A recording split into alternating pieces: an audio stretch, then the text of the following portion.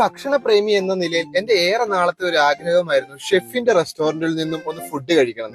അങ്ങനെ കാത്തിരിപ്പിന് ഒടുവിൽ ആ ദിവസം വന്നെത്തി. സ്റ്റാർട്ടേഴ്സ് ആയിട്ട് ചിക്കൻ കുരുമുളക് സൂപ്പും പ്രോൺസ് ഫ്രൈയും ഒക്കെ പറഞ്ഞെങ്കിലും മനസ്സിൽ മുഴുവൻ ഒരൊറ്റ പേരായിരുന്നു.